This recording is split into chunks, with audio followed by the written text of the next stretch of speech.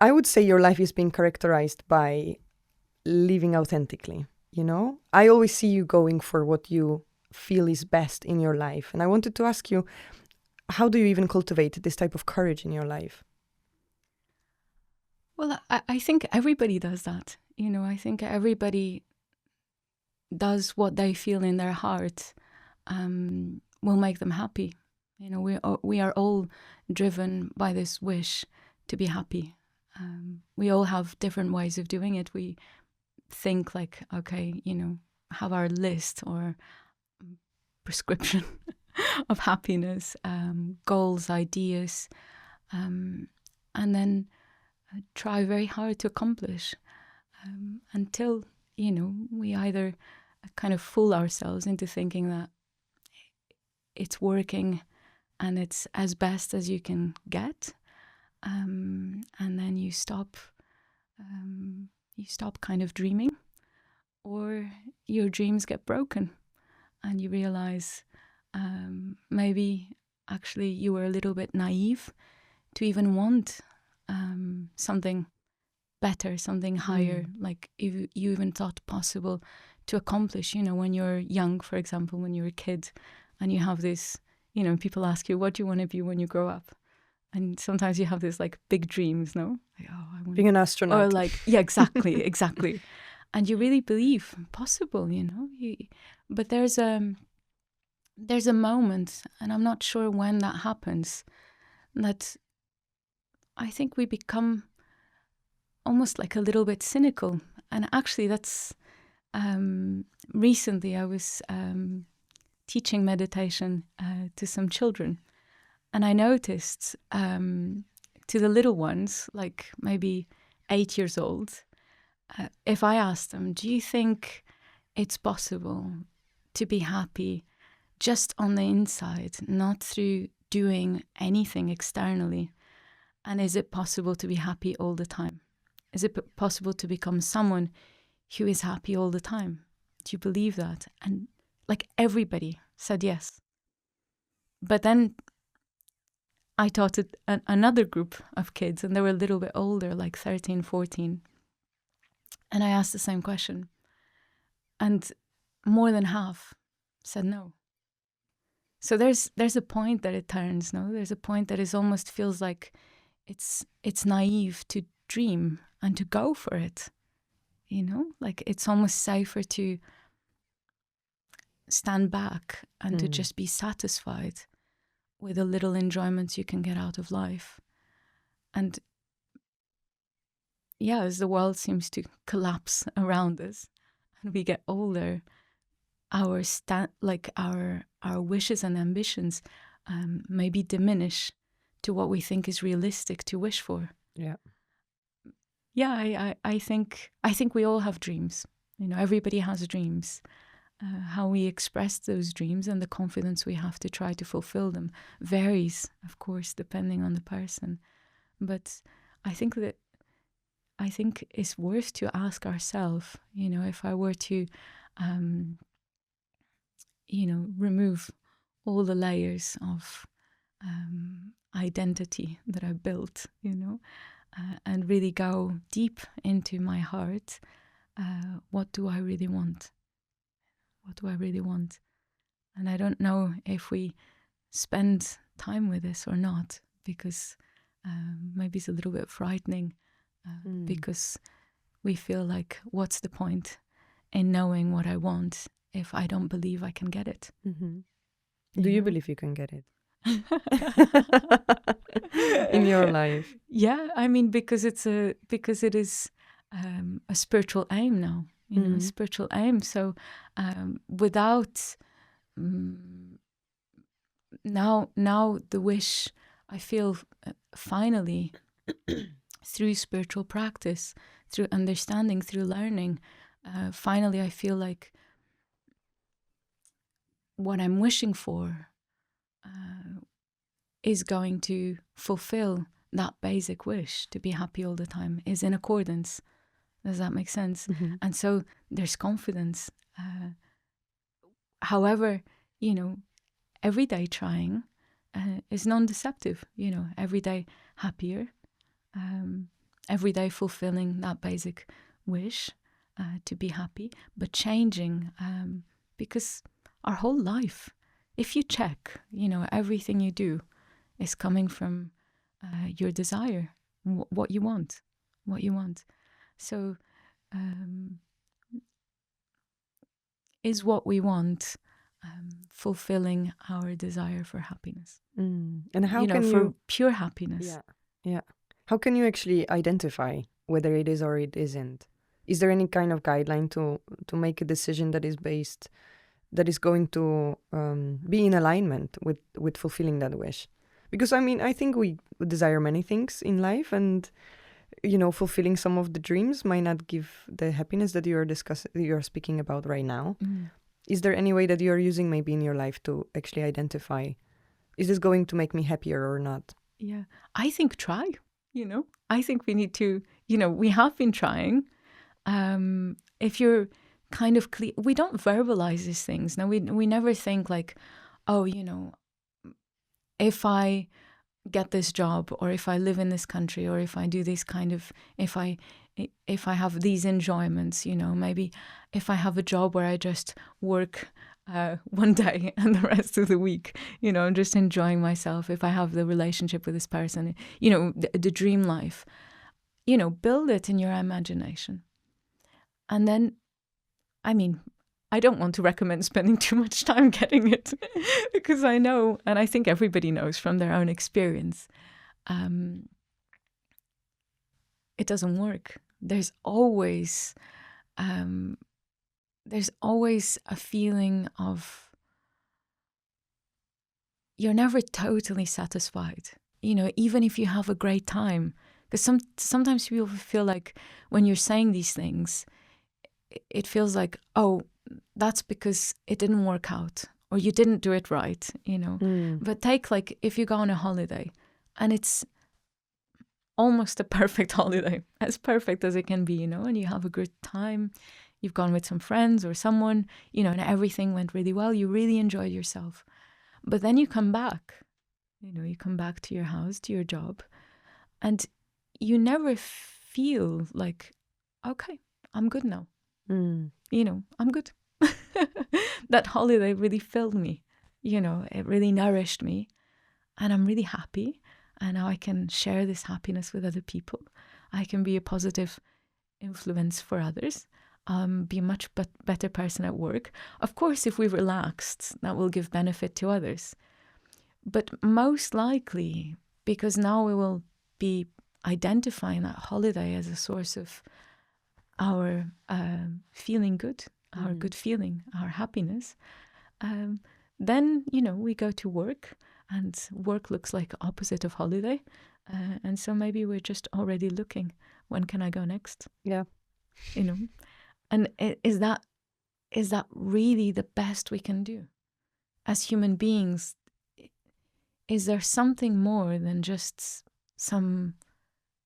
being someone who is completely dependent upon external conditions, events, people, relationships, enjoyments, reputation, possessions, in order to be happy?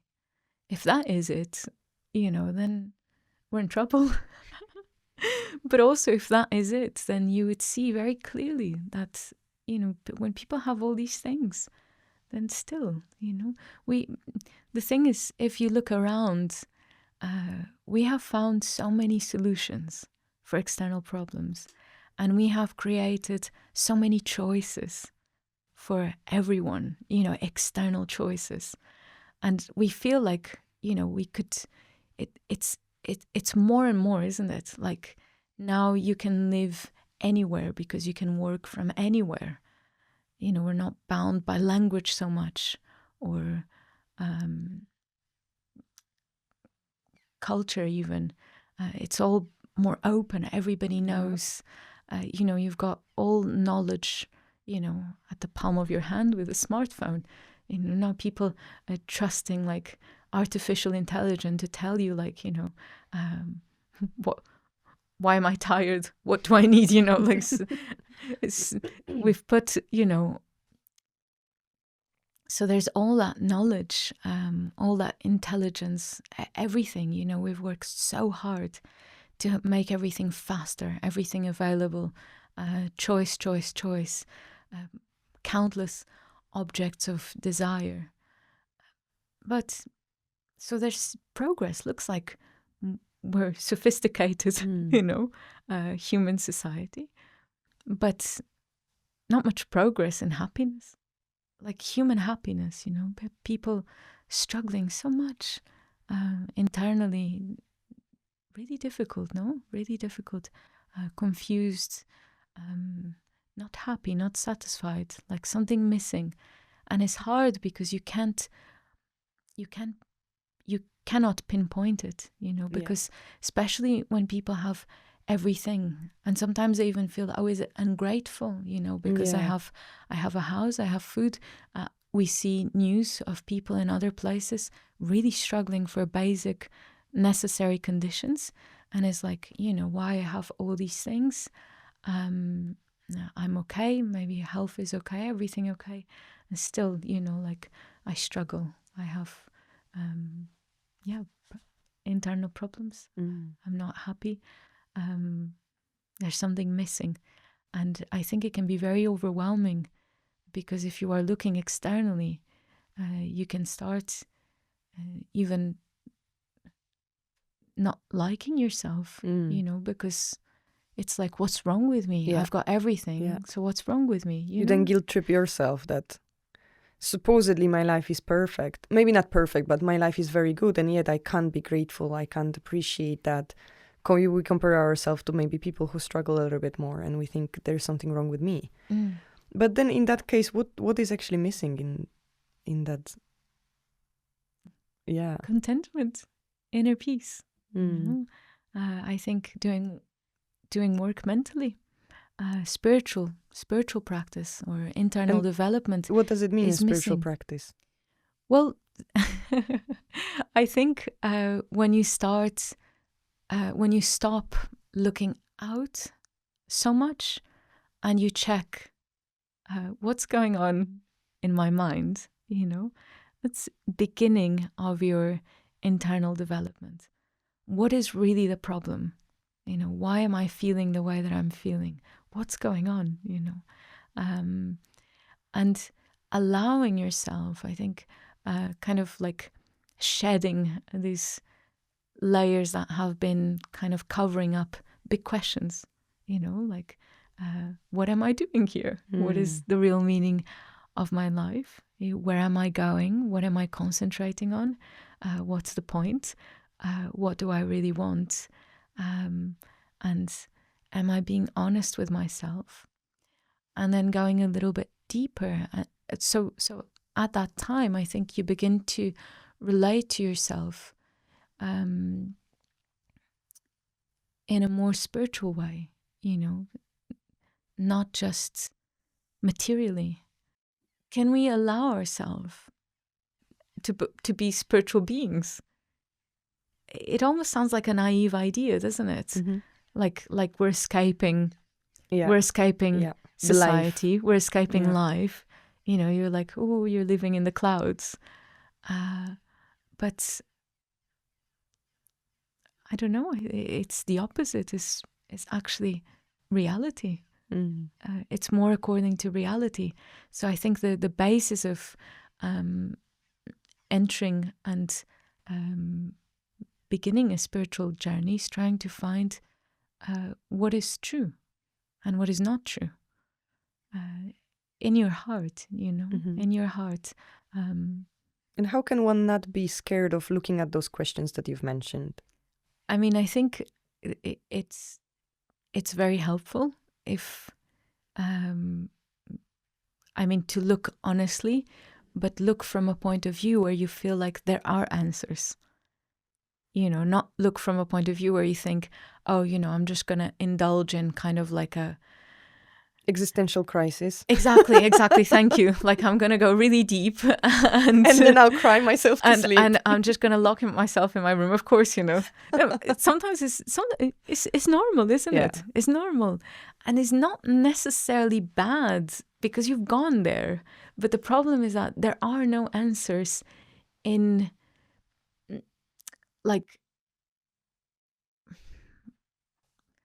you have to look a little beyond mainstream society, I think, to find answers. I think the key is to look at those questions and go in, but from a point of view where there are answers, where you are relating to yourself as someone who can improve, who can progress internally, internally. It doesn't matter. So you're already relating to yourself as a little bit more than just this kind of worldly accomplishments and improving externally. People were always trying to improve externally, even though, we're working against time, because the body is, what is the opposite of improving? Degenerating? Yes, thank you. Or declining? Yeah. Yes. So our physical beauty is declining, believe it or not. Body's degenerating, and yet we're trying to fight against time and always improving. When we improve, it's the same, when you improve your body and you checked, okay, I want to see what areas need improving. I'm clearly very unfit. It's causing health problems, blah, blah, blah. When you check from a point of view thinking, I can improve. Yeah. So we can do the same with our mind. Like, okay, maybe my mind's a little bit messy. Maybe there are patterns that are not helpful at all. Maybe there are tendencies, but I believe that I can improve, that I can heal, and that I can begin to learn how to make myself happy. Okay, so how, so I'm going to look from that point of view, So that takes courage. That takes huge courage and confidence. That confidence is coming from wisdom, but that's where we need advice from those who have accomplished, or are trying to accomplish the real meaning of human life. Exactly the same as if you have no idea how, to improve your body or whatever, maybe you go and seek a personal trainer at the gym. Imagine you have no clue. You're not going to try to start sprinting in a running machine. Just probably fall flat on your face. You need a little bit of guidance, with everything. If you are playing a musical instrument, I really want to learn this. And of course, when you're wishing that, at the same time, there's a belief that you can learn it. Yeah. Otherwise, you're not wishing. But, it feels like there might be a prejudice. I mean, I understand the external skills that you're speaking about. When you're wanting to learn a piano, when you're wanting to learn how to drive, you don't just sit there in the car not knowing what's happening and then pretend that you can learn, right? Yeah. But I feel like when it comes to our mind and our internal world, it seems like we are admitting we are a failure if we are asking for help. Like many people, they don't want to go to the psychologist because they think, I don't want to be seen that I'm broken. Yeah. So we don't seek the guidance when it comes to the internal world as much as we seek this in the external world. Because it's a deeper level, isn't it? Yeah. It's a deeper level. Can we somehow kind of reframe actually looking for guidance for the internal world so that it will be more beneficial for us, that we can then identify with? I think, do you think it comes from this sense of trying to figure it out ourselves and being quite independent and not really wanting to be told what to do? I speak from my own experience. It's I remember, before it was somebody tell me what to do, somebody telling me what to think, somebody telling me what to follow, what to practice, what to abandon. No, I'll figure it out myself. Thank you very much. Well, and when was the shift for you?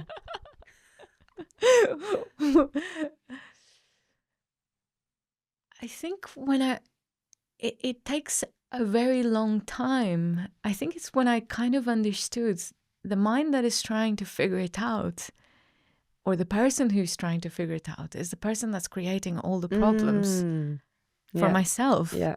So how on earth am I going to come up with a solution for all the stuff that I'm creating within? Like I need... We have this... But I didn't seek, to be honest, like, and I think a lot of people who ended up as spiritual practitioners, or maybe some, I mean, it's beautiful if you have the humility to seek a teacher, seek somebody that can give you advice and help you. For the rest of us slightly proud and arrogant people, you just have to hear something. I think maybe there are two ways of developing this faith or reliance or trust, that something can help you. One is through someone, seeing the example of someone, spiritual teacher, a spiritual guide, and thinking, I want to follow that. I want to become like that. And that is beautiful, just, of course, you investigate, don't just follow blindly. And the other one is taking their internal medicine, their instructions, and seeing that works, that works. So that person has got something to say that for me has value because I've tried and it works. So it's almost like doctor medicine, you can think, no? Like you are either really trust a doctor, so what they prescribe, you trust that is good for you, for healing your sickness, or you really trust the medicine and you realize, oh, this doctor is prescribing me this medicine that has really worked.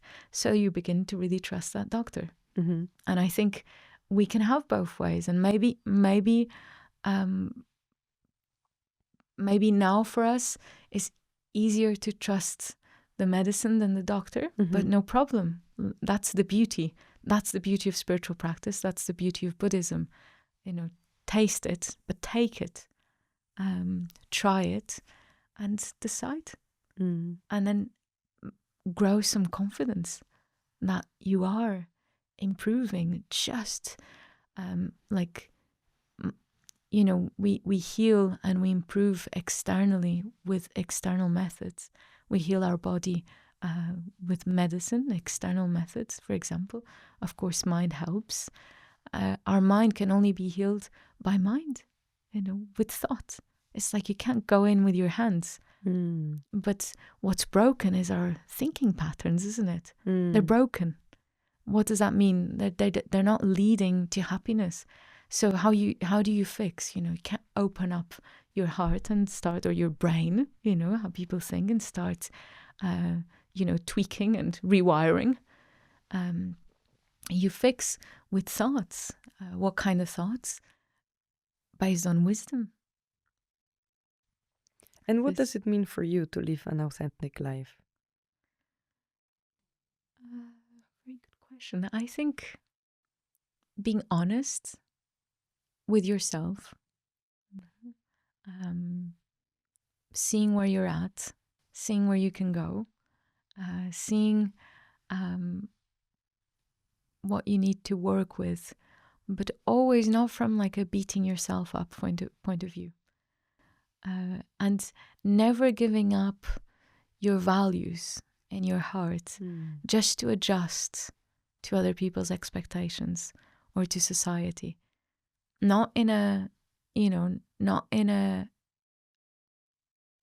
aggressive kind of way that you're wanting to push those values onto someone, but that in your mind you're very happy with what you're doing, and you understand this based on, especially if it's true, if it's real happiness, then it involves love, it involves respect and consideration for other people.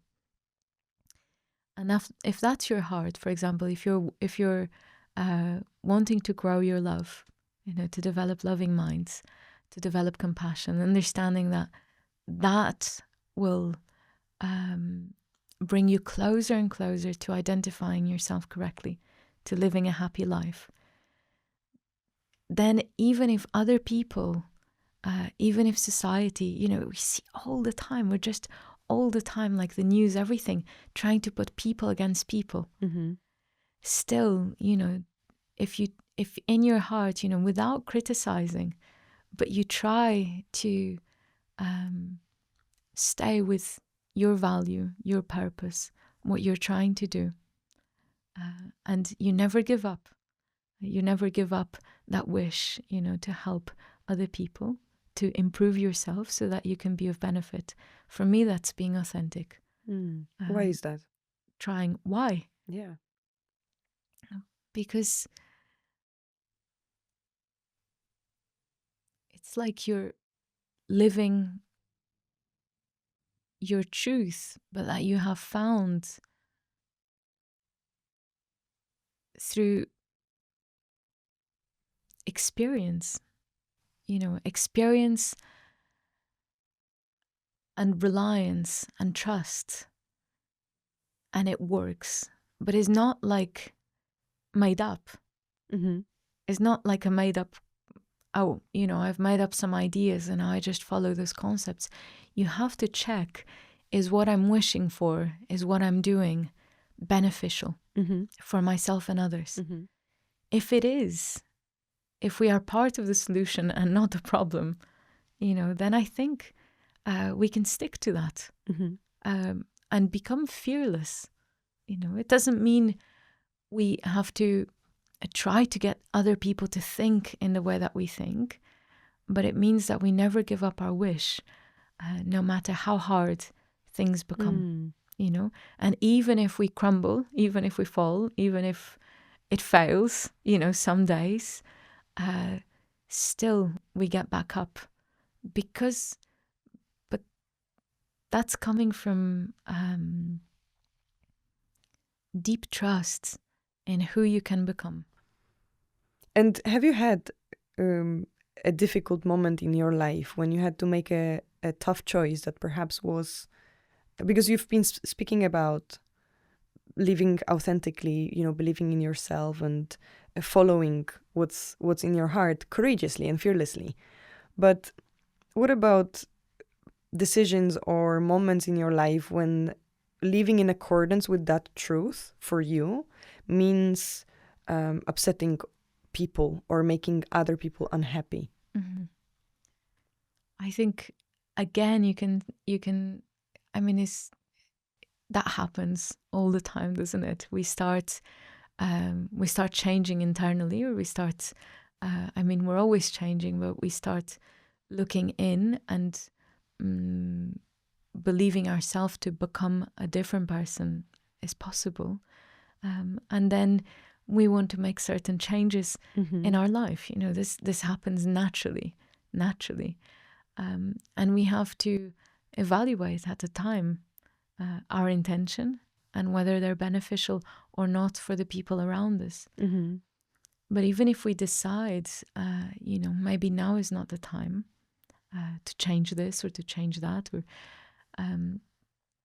still in our heart holds the wish, may I have that opportunity? When the time is right, I want to be able to change something, to do something differently, that will make it more conducive for my own internal practice. This is so individual, though. It has to be so.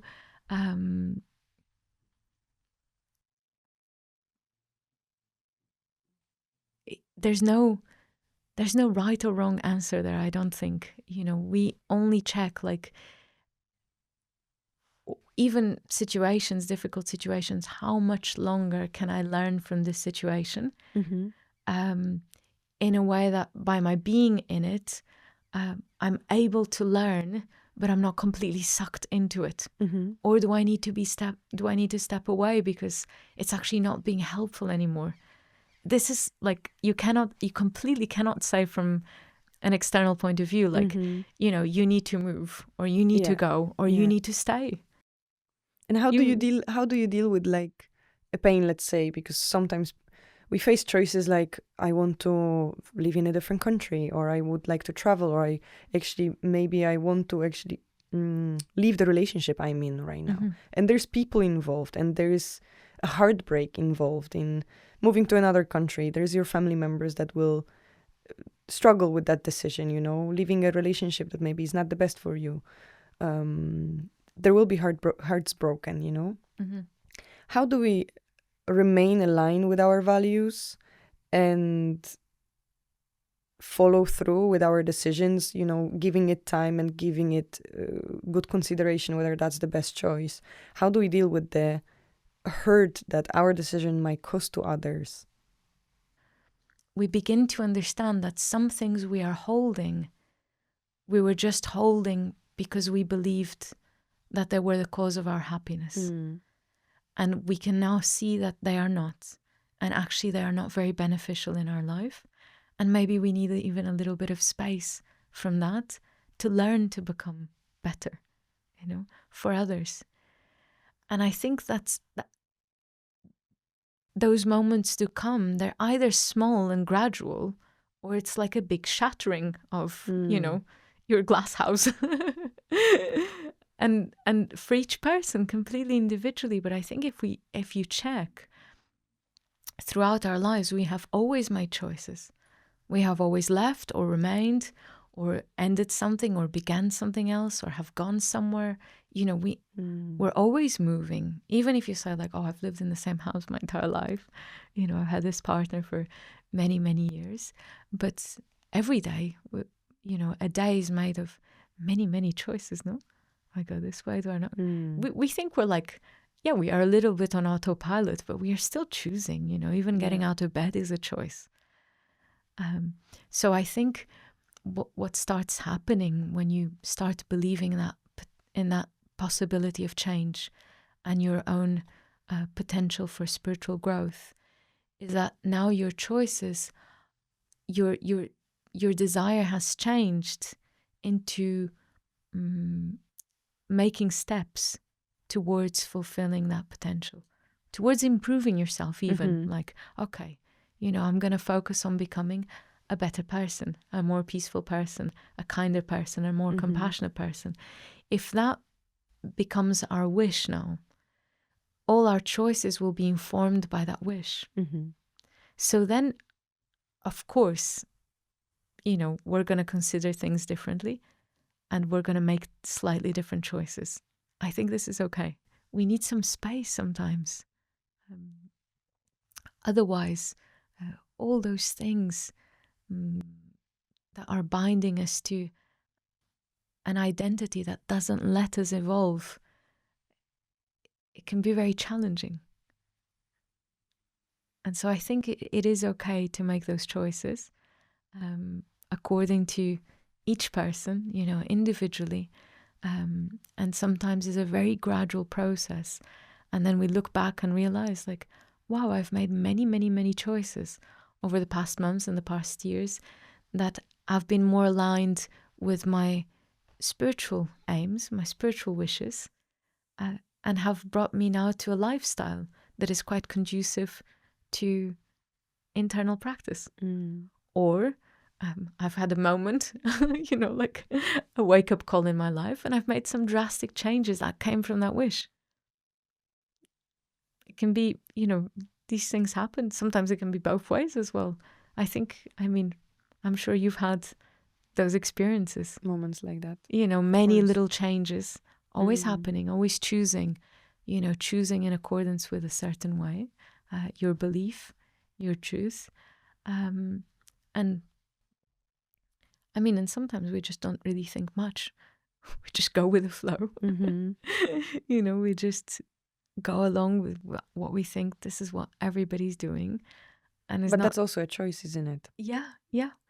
And we don't think too much, you know. What is it that I want? What is it that I'm doing? We just go along with it, you know. Do you think without asking ourselves, what do I want and what's best for me in my life, for my development. Can we live a life and then die without regrets?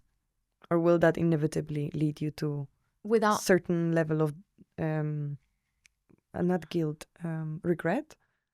There's got to be a moment where you have, and maybe that moment is closer to the time of death, that you do, I think, ask yourself, what have I done with my life?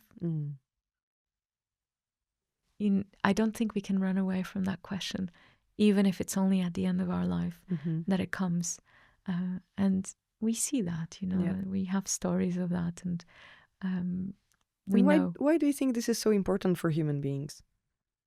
That we can't really run away. It's kind of, this question is kind of lingering somewhere at our hearts, knocking on our door every now and again, Because it's our unique capacity, it's like what makes us different from animals, for example, is this ability for growth, for improvement, for development. I think we're hungry and thirsty, spiritually. We're completely, externally too much. Most people, of course, not everyone. But internally, there's this, we're hollow, we're hollow. I think if we gave ourselves a little bit of space, the problem is that we're so distracted. There's all these things to prevent you from asking any questions inside, any deep questions, Don't go there. Yeah. It's like everybody's telling you, it's like, don't go there, because you might not like what you find, and you might not have any answers, and there's no point, so just stay on the surface. Just try to enjoy life. Very difficult,